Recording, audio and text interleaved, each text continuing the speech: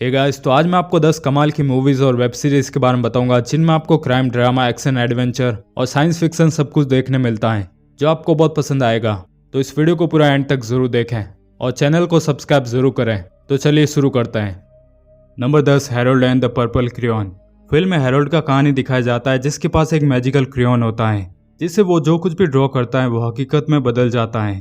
बाद में हैरोल्ड एक ओल्ड मैन की तलाश में अपने दो दोस्तों के साथ असल की दुनिया में आ जाता है। तो फिर आगे उसकी जर्नी में क्या कुछ होता है और वे उस क्रेयॉन से क्या कुछ करते हैं वो आप इस फिल्म में देखेंगे। Number 9, in the lost lands. Film की स्टोरी में ग्रे नाम की एक विच को दिखाया जाता है जो लोगों की इच्छाओं को पूरा करती है और कभी भी किसी को मना नहीं करती है।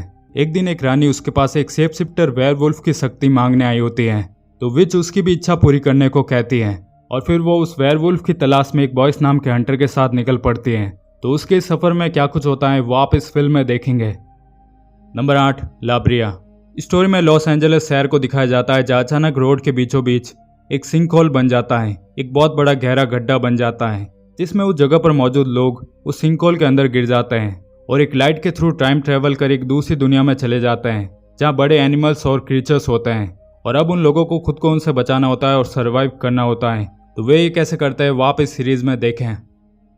Number 7, the bondsman. कहानी में हब नाम के एक बाउंड्री हंटर को दिखाया जाता है जो वांटेड क्रिमिनल्स को पकड़ के उनको पुलिस वालों को देता है और उनसे पैसा लेता है। फिर एक बार इसी तरह एक क्रिमिनल को पकड़ने के चक्कर में वो खुद ही मारा जाता है और वो हेल में चला जाता है जहाँ डेविल उसे फिर से जिंदा कर देता है और उसे हेल से भागे डीमंस को पकड़ने के काम पर लगा देता है। तो हब ये सब कैसे करता है और वो डीमंस से कैसे लड़ता है वो आप इस सीरीज में देखेंगे। Number 6, the wheel of time. Story में मॉरिन को दिखाया जाता है जो एक मैजिकल ऑर्गेनाइजेशन की मेंबर होती है जो कुछ लोगों के साथ मिलकर एक जर्नी पर निकली होती है क्योंकि उसे यकीन होता है कि उनमें से कोई एक ड्रैगन का रिकार्नेशन है जिसमें दुनिया को खत्म करने और बचाने की शक्ति होती है। तो मॉरिन उसको ढूंढ पाती है कि नहीं और उसके इस जर्नी में उसका सामना किन मुसीबतों से होता है वो आप इस पूरी सीरीज में देखेंगे।